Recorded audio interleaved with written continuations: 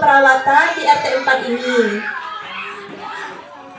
Perkenalkan, saya sendiri sebagai moderator Ananda Widiana Dumai.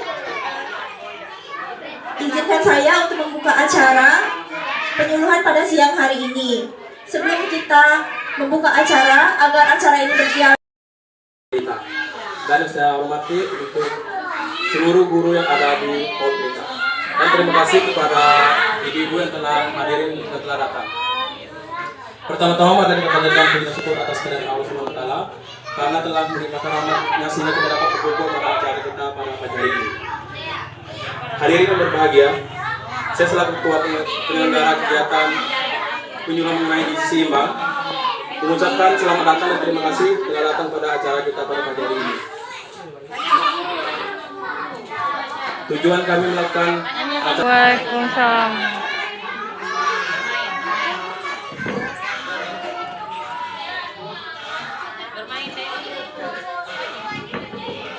Selanjutnya kata sambutan dari Kepala PAUD dan dari pihak Puskesmas. Untuk Kepala PAUD dipersilakan.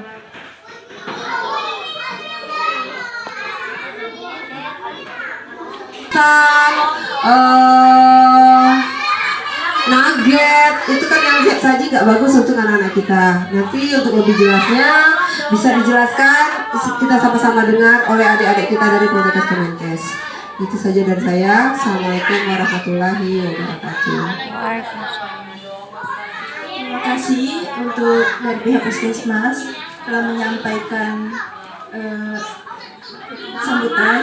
Selanjutnya, ibu-ibu, topik materi penyuluhan kita pada siang hari ini adalah gizi seimbang pada anak. Materi akan dijelaskan kepada teman saya Fitri. Nama saya Fitri Yuliani yang akan menyampaikan sedikit materi tentang gizi seimbang.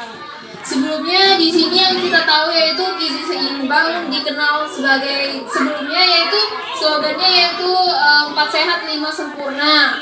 4 sehat 5 sempurna itu kan yang kelimanya itu terpenuhi ketika kita meminum susu. Itu poin kelima dari 4 sehat 5 sempurna. Namun di slogan 4 sehat 5 sempurna itu tidak digunakan lagi karena di slogan 4 sehat 5 sempurna itu tidak terdapat penerapan tentang pemenuhan kebutuhan cairan, sehingga slogan yang digunakan sekarang yaitu gizi seimbang. Karena di gizi seimbang itu bisa kita lihat di brosur yang ibu-ibu dapat, di gizi seimbang sudah terdapat yaitu pemenuhan mineral dan cairan, kemudian ada pemenuhan aktivitas dan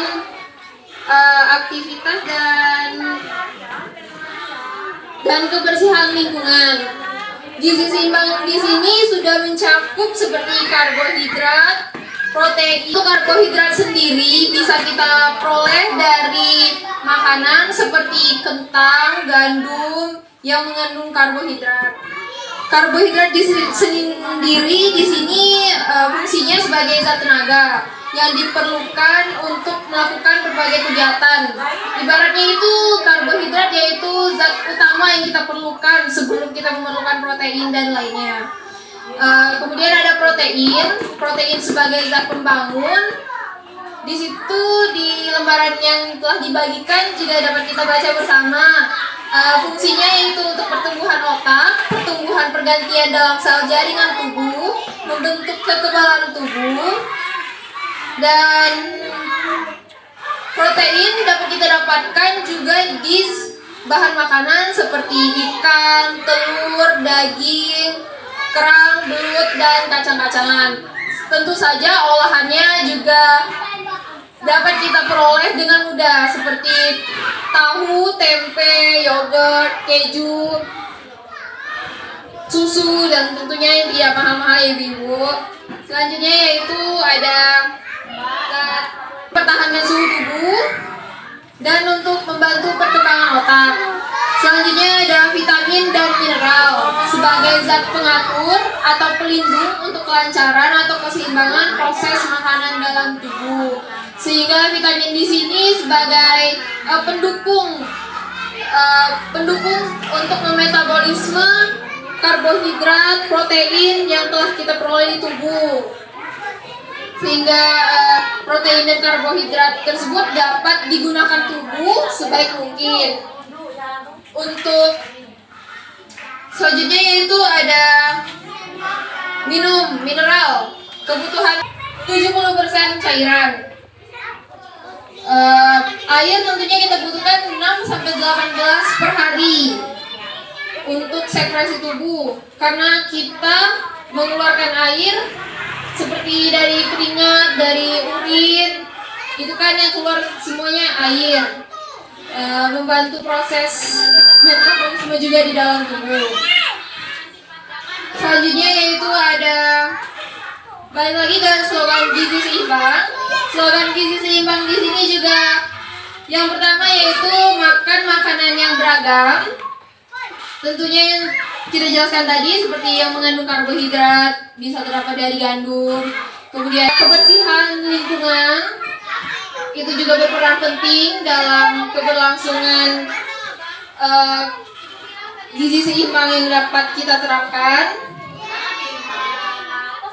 Lalu ada mempertahankan berat badan normal tubuh. Di sana ada tabel berat badan normal untuk anak usia prasekolah. Usia bisa kita lihat tinggi badan normalnya berapa, berat badan normalnya berapa, hingga lingkar kepalanya. Itu juga bisa kita ukur secara manual menggunakan benang, kalau bisa nanti diukur di penggaris, bisa dilihat normalnya berapa. Lalu ada tambahan materi dari teman saya. Baik, izin ya Ibu, santai aja Bu. Mungkin materi kita nggak terlalu baku. Sebenarnya, Assalamualaikum warahmatullahi wabarakatuh.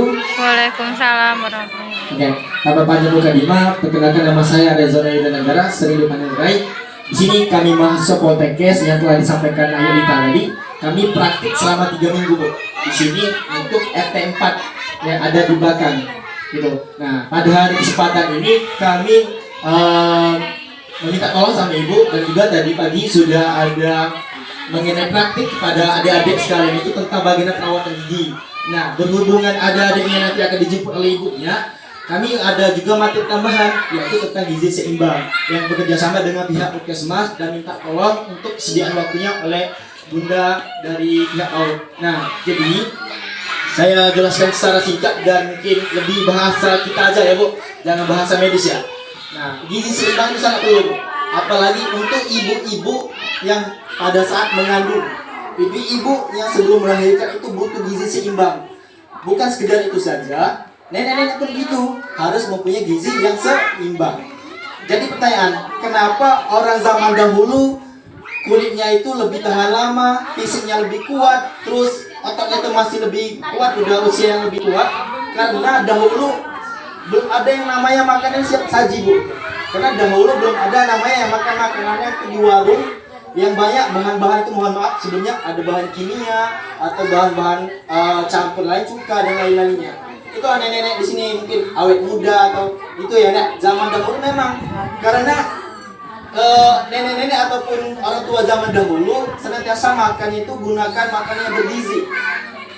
Mungkin dahulu kita belum tahu apa-apa. Sedangkan di singkong, di sayur, di ikan, ayam itu sangat tinggi protein dan gizinya. Kalau seandainya zaman sekarang enaknya jajan di kantin ataupun adik-adiknya itu yang tidak bawa bekal di warung, itu sebenarnya kurang baik untuk pertumbuhan anaknya. Nah, sebagai kita orang tua di sini senantiasa mendampingi dan mengontrol bagaimana nanti pertumbuhan anak-anak kita itu berjalan dengan normal.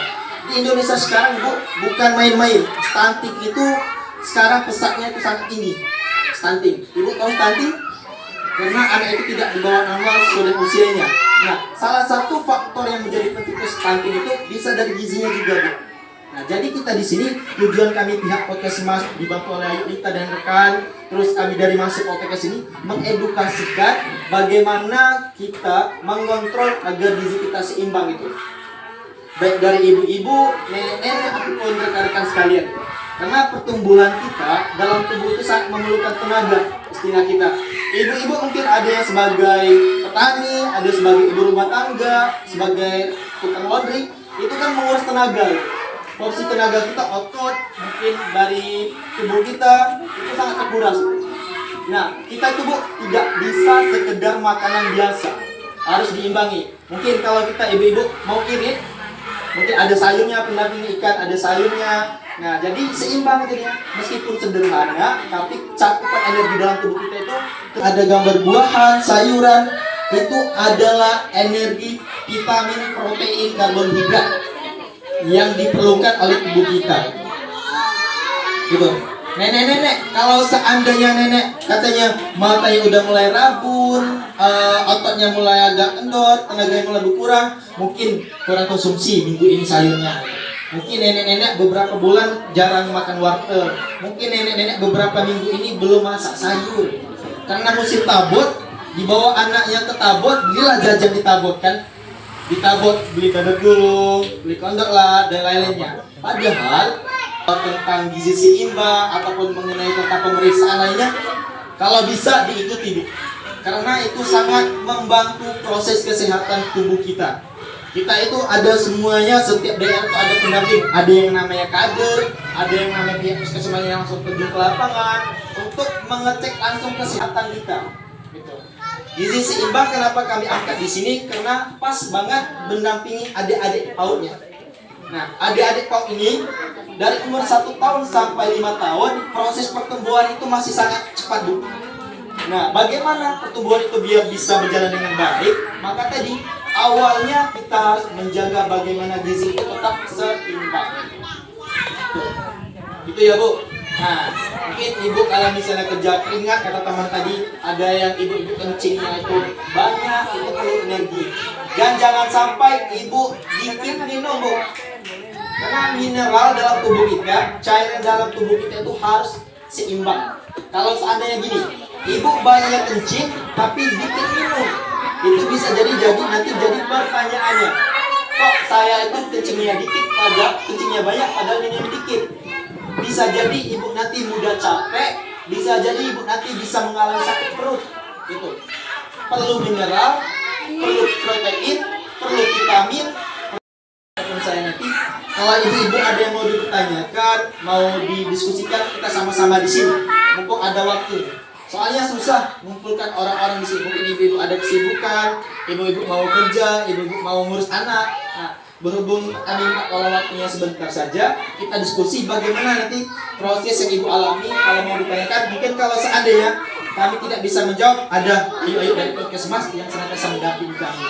Mungkin gitu Bu penjelasan dari saya. Terima kasih atas waktunya. Mungkin saya kembalikan lagi ke MC untuk mengenai diskusi, boleh nanti ditanyakan. Mungkin cukup, terima kasih. Wassalamualaikum warahmatullahi wabarakatuh. Penjelasannya, itulah tadi materi dari teman-teman. Untuk ibu-ibu yang ingin dipertanyakan, dipersilakan.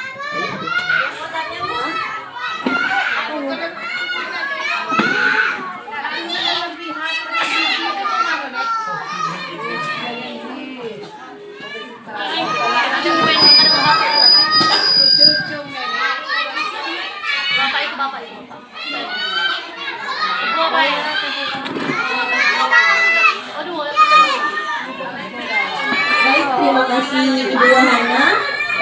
Pertanyaannya, jika kelebihan gizi bagaimana? Akan dijawab oleh teman kami. Bismillah ya Bu, saya yang berlebihan tidak baik. Bukan berarti gizi kita itu tidak baik, cuma ada efek dan dampaknya. Kalau terlalu berlebihan, bisa jadi nanti dalam tubuh kita penumpukan lemak dan bisa menyebabkan obesitas. Nah, kalau angka baiknya, kalau seandainya udah ada, oh ternyata mungkin berat badan saya ini terlalu gemuk, boleh konsultasi sama pihak Puskesmas. Nanti pihak Puskesmas akan mendampingi bisa mencegah yang namanya kelebihan gizi tadi itu. Ini gitu. Mungkin ada lagi Ibu? Kita diskusi saja. Kalau saya nggak bisa menjawab, ayo dari Puskesmas menjawab.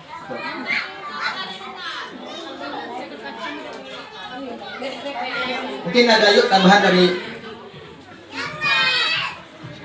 Ibu cucunya umur berapa? Cucunya umur berapa? 7 ya. Jadi kalau di bawah 5 tahun itu kita ada namanya posyandu. Posyandu itu kan di buku posyandu ada grafik. Grafik di situ nampak anak kita di mana, atau di garis normal, Kalau kuning itu dari bawah gizi buruk atau dia di atas. Di atas berarti dia obesitas, kegemukan. Iya, ada batas-batas yang tidak boleh di situ. Ya, jadi kalau anak-anak biasanya kadang dipantau dari sekolah.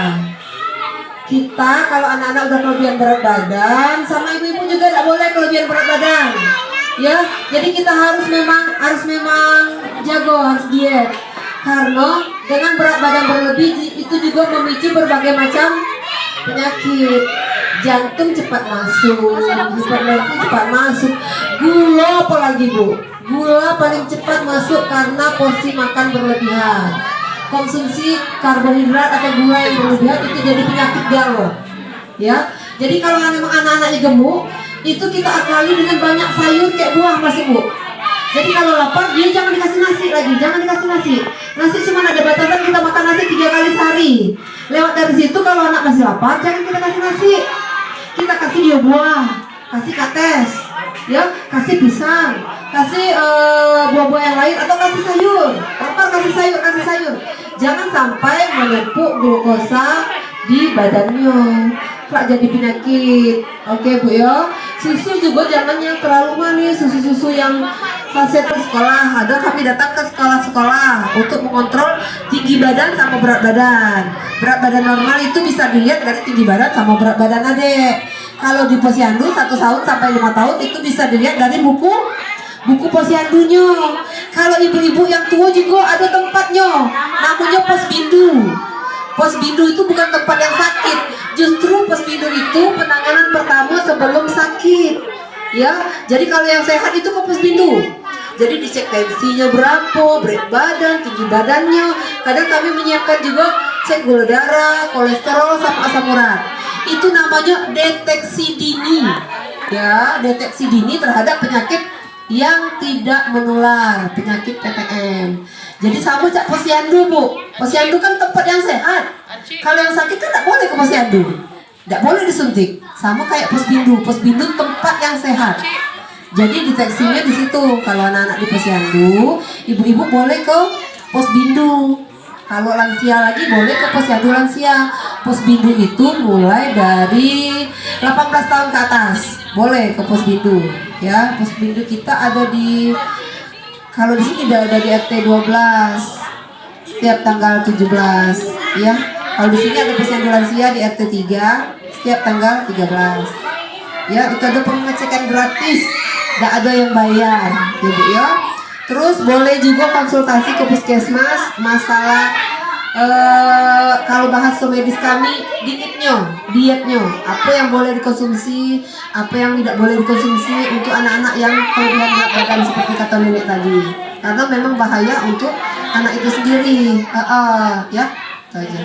Terima kasih. Assalamualaikum warahmatullahi wabarakatuh. Ada lagi yang ditanya? Sambil jalan?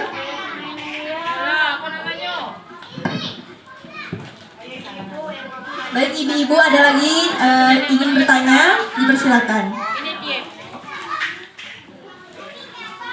Ada yang ingin tanya ibu-ibu?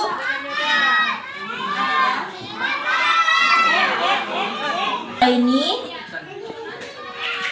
Baik ya Bu, kalau seandainya ibu-ibu belum ada yang mau ditanyakan, mungkin agak canggung kalau misalnya ada yang nanti diskusikan boleh datang ke pihak puskesmas. Yang dia tuh lebih baik kita mencegah daripada kita mengobati. Gitu. Mungkin dari kami terima kasih banyak atas kesempatan dan luang waktunya kepada pihak puskesmas, pihak PAUD dan juga siang hari ini. Dan Allah panjangkan umur kita semuanya. Amin. Dan mungkin dari kami cuma itu yang dapat kami sampaikan. Tadi sudah disampaikan oleh Ayulita. Kita ada beberapa kriteria. Kalau anak-anak itu namanya posyandu, kalau dewasa, orang tua atau lansia itu namanya posbindu. Dan nanti silakan ibu-ibu yang mau konsultasi mengenai kesehatan, mengenai tentang bagaimana program diet tadi kata Ayulita, itu silakan ditanyakan. Nah harapannya ibu-ibu di wilayah RW 1 ya, RW 1 Lempuin kesehatannya tetap jaga, kebersihan terjaga, gizinya tuh seimbang, dan anak-anaknya pun menjadi anak-anak yang pintar dan juga tumbuhnya lebih baik untuk kedepannya. Mungkin terima kasih ibu-ibu, mohon maaf apabila ada kesalahan dan kesilapan dari kami, dan selamat siang Ibu semuanya. Terima kasih. Saya akhiri. Wassalamualaikum warahmatullahi wabarakatuh.